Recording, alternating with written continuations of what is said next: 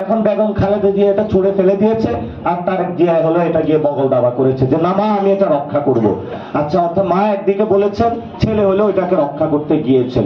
এটা হলো আসলে ওই যে বলে না যে মা একটার জন্য আন্দোলন করেছেন আর ছেলে হলো বিরোধী পক্ষে হলো যোগ দিয়েছেন।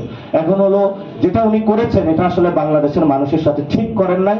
আমরা আশা করব প্রধানমন্ত্রী উনি যেই হোক না কেন ওনাকে অ্যাকাউন্টেবিলিটি এবং রেসপন্সিবিলিটির জায়গায় আসতে হবে। অনেকে বলেন যে তোমরা কথাবার্তা বন্ধ করে দাও। আমরা বলবো যে কথাবার্তা তো আল্লাহ যেহেতু মুখ দিয়েছে, জবান দিয়েছে, তুমি কথাবার্তা কেড়ে নেওয়ার তোমাকে অধিকার কে দিয়েছে?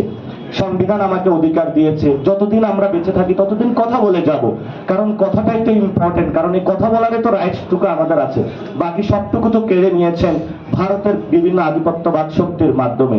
এই জন্য সেনাবাহিনী থেকে শুরু করে সিভিল সোসাইটি যারা আজকে সম্মতি উৎপাদন করছেন আওয়ামী লীগের পক্ষে, আপনারা যদি এটা করতেই থাকবেন তাহলে ভবিষ্যৎ যে পরিস্থিতি, সেই পরিস্থিতি হলো বাংলাদেশকে আপনারা একটা আফগানিস্তানের মতন যুদ্ধ বিধ্বস্ত দেশের দিকে নিয়ে যাচ্ছেন।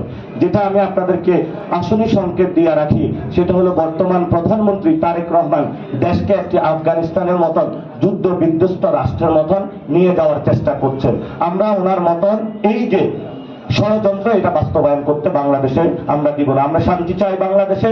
তারেক রহমান যদি বাংলাদেশকে আফগানিস্তানের মতন একটি গৃহযুদ্ধের মতন ছেড়ে দিতে চান, যুদ্ধ বিধ্বস্ত একটি দেশ বানাতে চান, সেই সুযোগ কিন্তু আমরা আপনাকে দিব না। যথেষ্ট ধৈর্য ধারণ আমরা করতেছি, এবার কিন্তু আমরা একবারই নামবো। ওদের তো দিল্লি আছে, আপনাদের তো সেই ঠিকানাও নাই। এবার আপনাদেরকে লন্ডনে যাওয়ার সুযোগ দেওয়া হবে না, এবং আপনাদের জন্য একটি ফয়সালা হবে, সেটা হলো বঙ্গোপসাগর, এবং সেই বঙ্গোপসাগরে আপনাদেরকে যেতে হবে। কারণ আমরা এখানে কথা বলছি।